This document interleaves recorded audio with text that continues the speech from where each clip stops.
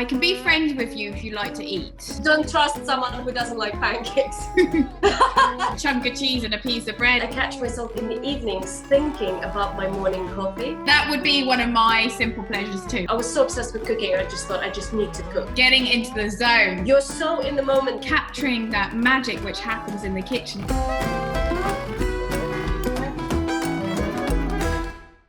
Hi everyone, and welcome to my online series, Simple Pleasures. Here I'll be joined by a special guest each week as we dive into all of life's simple pleasures and what a simple pleasure means to them. This week I'm joined by Olia Hercules, the acclaimed food writer and 3 times published book author, who I've been a long time fan of. Hello! Hi Rachel! I am so happy to have you here. I have been a long time fan, so much so I made one of your recipes in 2016 from the garden. Your fizzy tomatoes, I was inspired by them. I actually still have the jar filled with. I had to show you this because I even moved and I brought my jar of their apples. That's amazing, and it's a legit recipe, Rachel. They do make them that way. Okay, well look. The apples from my husband's Sweden, like we live in Sweden, from the garden from 2016. So they're a vintage, basically. Try them. I bet you that'd be amazing with a bit of like pork or some roasted butternut squash or something as a pickle. Or maybe they're alcoholic, who knows? But it'll be fun to find out. Well, I'm waiting for that special occasion. So I'm going to crack them, and when I do, I'll take a photo and I'll send it to you. So, cool. But what I love about your writing and the way you put books together is it's not just recipes. You're really kind of capturing a moment, a place, a time. And really telling a story. So when I read your books, like your latest one, Summer Kitchens, it's even though I can't go there, I feel like I'm being transported to the Ukraine, to these summer kitchens. And I'd love to know a little bit more about how the idea came about to put this book together. Yeah, so the new book is called Summer Kitchens, and I grew up with one, so I casually mentioned it to someone in the UK like 6 years ago, and they said, "What? Wait, hold on. What is a summer kitchen?" Because it's such a regular, normal thing to me. I didn't even think anything about it, like it was special or anything. And of course it is. It's basically like almost like a miniature version of the main house. It's just a few steps away from your main porch, from the main house. You know, it's got a roof and some windows and a door, but it's just one room. And it's a kitchen, a fully functional kitchen where people cook in the summer. In Ukraine, it becomes really, really hot in the summer. And in the past, people couldn't afford air conditioning. And, it was just more practical to cook in this separate, almost like a kitchen workshop. And during the summer, your regular, everyday meals would be cooked there. And also, come September, all of the vegetables that people would have grown, I sometimes say, like, oh, Ukrainians have, these massive vegetable patches, but they're not. They're almost like small holdings in rural Ukraine, so they've normally have got a glut of something. My aunt had 40 kilos, a 40 kilo glut of aubergine last year, and my mom had a 30 kilo glut of tomato. So what you do then, you get all of these jars, and then you ferment stuff, or you pickle, or they have these massive kind of like pots of jam on the go, your raspberry, gooseberry, whatever. So everything gets preserved for winter months, because Ukraine is still very seasonal. Of course, you get root vegetables that are in season in winter, but really there's nothing fresh. A bit more now in supermarkets, but people still prefer to eat seasonally. So in winter, you'd be eating out of these jars, basically. So the fizzy tomatoes that you've mentioned, fermented tomatoes, or apples like that you've made, which is actually a recipe as well, And so they're very functional. I know I over-romanticize them a little bit because they're the stuff of my childhood. Real graft happens in these kitchens in the summer. But they're really cool places. I just wanted to preserve this tradition and to write about it, so it doesn't get lost in case they disappear. But I hope they won't. I mean, it's so beautiful, like the way you tell it, and I can get the romantic feel of it, but it's come out of necessity. I mean, I live in Sweden now, and there's been a long tradition in like preserving things, but I guess because Sweden, everybody has access to supermarkets, that kind of tradition has died away a little. So it's lovely to read about places where that tradition still exists, and I kind of miss it. I don't know, but at the same time, I remember watching my grandma slave over the hob, preserving various different things. So, yeah, you need to write a gardening book, or your mum needs to write a gardening book. When you said 30 kilos of overage, I was like, I need some tips, please. I know. I've got a little one here, and to be honest with you, I'm still learning. But it's fun, and actually, it's not as intimidating or hard as you think. I thought it was, and then you just put seeds in, and like stuff grows. What you have to do is water it a lot, but that's about it, really. A bit of sun. It's crazy. I mean, that's the joy of like gardening and getting your hands a little bit dirty in the garden. It's like seeing that magic happen. And I think the premise for my new TV show, Simple Pleasures, was kind of capturing that magic which happens in the kitchen, that you can take a few ingredients and you can create a dish to share with friends or family, or just nurture yourself. And it was showing people that you don't need anything complicated, and it can be a real simple pleasure and joy to cook. And I was wondering, so for me, a lot of my kind of food memories are tied to my childhood, whether there are any particular kind of food memories from your childhood that evoke a pleasure for you. Yes. Something that I cook almost every weekend still is my mom's what we call rock and roll pancakes. That's what my 8-year-old son Sasha calls them. They're basically like blinters, so thin pancakes, but she puts a little bit of hot water into the batter, so it kind of pre-cooks the flour a bit, and they become really spongy, and they just absorb the enormous amounts of butter that she puts on top of them to kind of moisten them. And then when we were kids, she put sugar on them, but now we use maple syrup. But the way that she rolls them is almost like a burrito. So you've got this, rock and roll pancake, as Sasha calls it. And it's quite, I wrote this story down. When I was pregnant with Sash, it was one day before his due date, and I woke up with this overwhelming desire to cook these pancakes. So I got up, and I don't know, I must have produced so much oxytocin that my labor started basically, and he was born 5 hours later, and he is the biggest fan of these pancakes, and it makes me really happy, because that's my kind of childhood dish that I really, really love. And I was always hoping, I was just thinking, am I going to be able to carry that on? And it did happen with these pancakes. I mean, he wanted them even before he was born, probably, so that's all good. But it's amazing how, I mean, pancakes are very simple. They're not complicated. You don't need a lot of ingredients for pancakes. I literally just made some pancakes half an hour ago for my kids' lunch. So what was it? It was spelt flour, some eggs, and then I threw in some spinach, mum trying to get the kids to eat more veg. But pancakes come in so many different forms and shapes and sizes, but they literally are one of the easiest things to do. And I don't know many people who don't like pancakes, to be honest. No, I believe that it was in Moomintroll or something, that there's a saying, if you like pancakes, you must be a nice person. So, or like, don't trust someone who doesn't like pancakes. I think that's a very, very wise words there. I will remember that. I usually say, I can be friends with you if you like to eat. If you don't like to eat, then it's not going to work out between us. I mean, I'm not fussed. If you can't cook, that's not a problem. But if you don't like to eat, then it's going to be very difficult. Different wavelengths, definitely, yeah. Yeah. So it's interesting. I was reading about your journey into food, that it wasn't what you started off doing, is it? Your kind of road into food, it has been a bit different.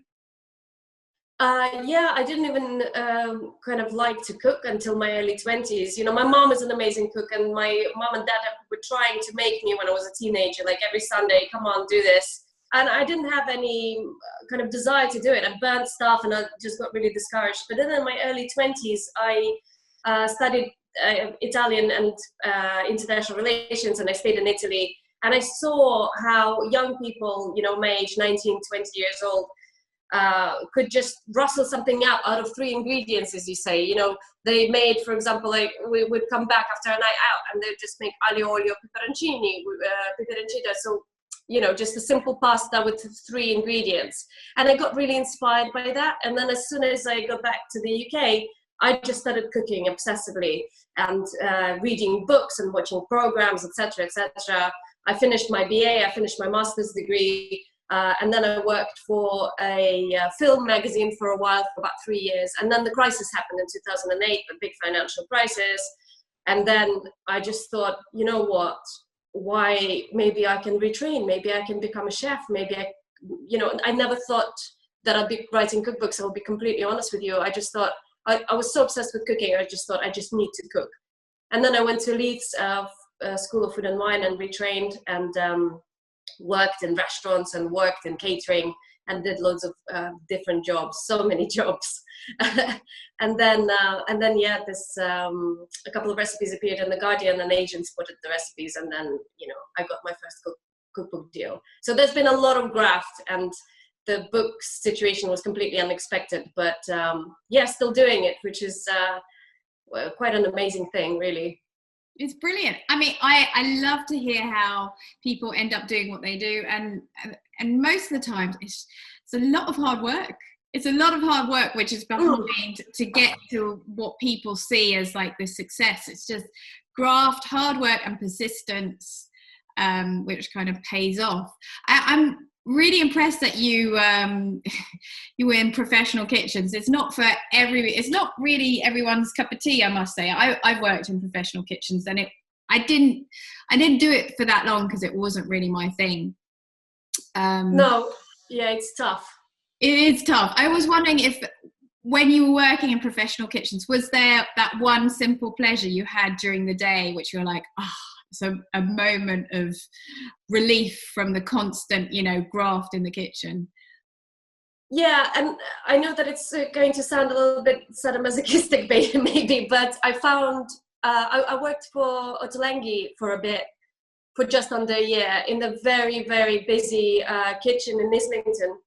And actually, one of my favorite things was prepping vegetables. So I also did a chef de partie stuff. I cooked breakfast, and that was super kind of like high paced, you know, 100 covers in 3 hours in the mornings and stuff.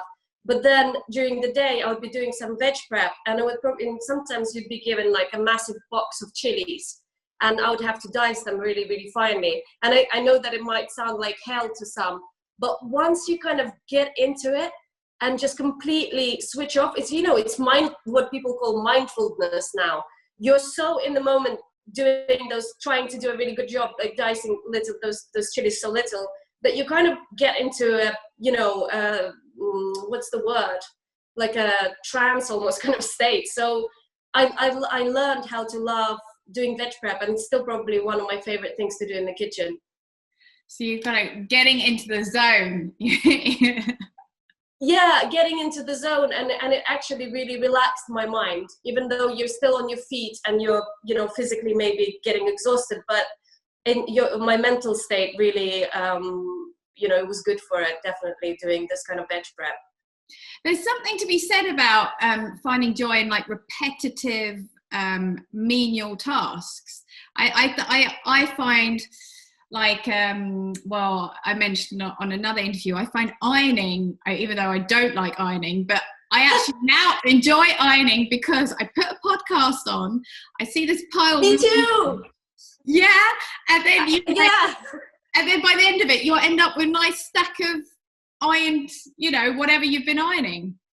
I hear you. I normally hate ironing, and I think it was, you know, when you get a super like nesting situation before the baby's born, And then I basically, for some obscure reason, so we got him all of the tiny little baby grows, and I just decided to iron them all. I don't know why.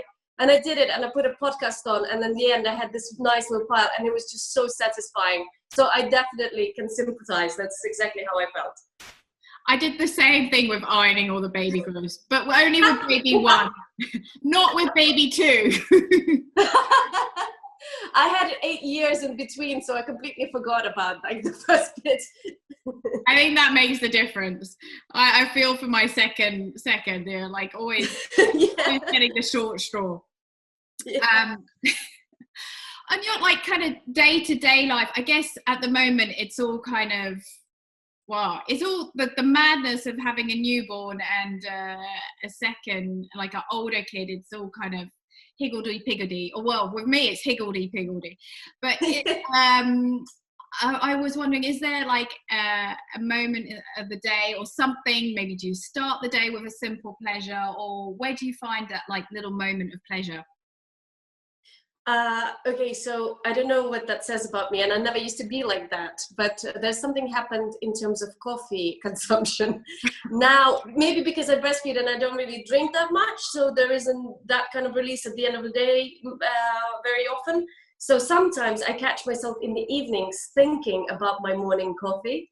And I'm already fantasizing about it. I'm like, oh yes, and I'm going to wake up, and then I'll have that one coffee, and then I'll have that other coffee. That's one thing. And then another thing, during lockdown, actually, when we could take our daily walk, there is a forest nearby. We live in East London, just on the outskirts of East London. And there's, London is full of forests, and there's a forest nearby.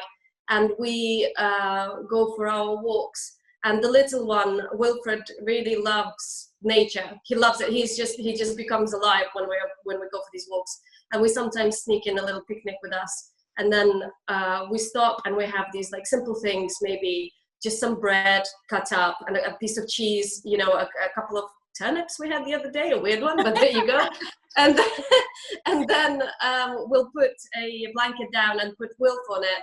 And it's just so amazing to just watch him watch the trees and listen to birds and stuff. And it just makes me feel so, I don't know, it's a really nice moment seeing that, and he just kind of lights up, and then it's a really nice thing. Oh, but it's having the time to be able to do that. I mean, it's I feel like sometimes I'm able to get away first thing in the morning and go for a run, and where I live in Stockholm, there's a lot of nature around, and I can run to the water, and I can lie on the jetty and I can look up in the sky, and it's just having those couple of minutes just kind of reconnecting with nature. There's some, I don't know, there's a lot of joy to be found there, and I can totally understand like having it doesn't need to be a fancy like picnic hamper, a chunk of cheese and a piece of bread and a picnic blanket, and being able to do that just sounds heavenly. So I that would be one of my simple pleasures too. I will nab that off you. So coffee seems to be a popular simple pleasure. Is it a recurring? Yeah. I know a few people who, if they don't have their coffee in the morning, you can't speak to them before they have had their coffee in the morning. Are you that kind of person, or do you still function? No, I still function, and I don't know if they've disproved if it's actually, I think it's a mental, almost like addiction or something, but no, I'm fine. But my oldest son does make jokes sometimes. He's like, have you had your second cup of coffee yet? It's like, you're extremely grumpy this morning, Mama. It's just like, that's because I had a sleepless night with the baby. But it's all about, I think when you've got a baby, it's all about finding those little moments where you can just grab a bit of joy for yourself. Just a little, like for me it was, I have a local bakery which is 5 minutes walk, which is not really a good thing because they do really good buns, but it was like walking the buggy, getting a bun, and that like timing it in the way so it will coordinate with the nap.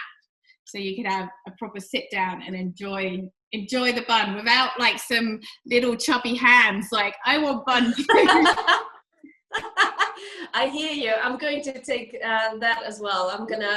We've actually got a really cool little cafe nearby called Tromso, and they do have these amazing cardamom buns. So I am going to start doing that soon, I think.